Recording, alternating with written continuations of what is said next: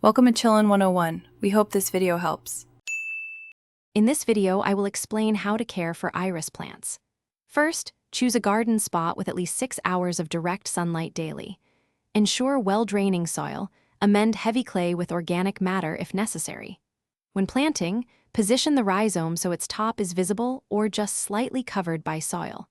This prevents rot and encourages healthy growth, setting your irises up for success. Once planted, consistent watering is key for new irises to establish strong roots.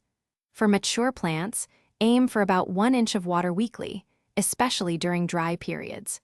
It's best to water at the base of the plant rather than overhead, as this helps prevent fungal issues on the leaves.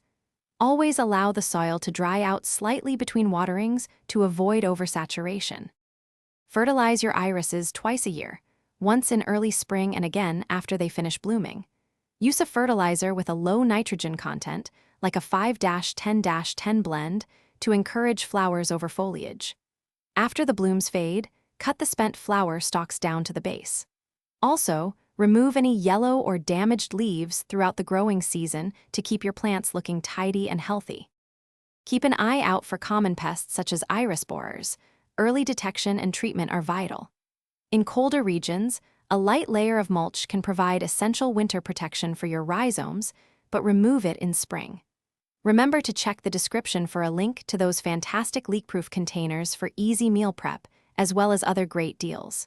With these steps, your iris plants will thrive and bring beautiful blooms to your garden. Thanks for watching. Consider subscribing if we helped you.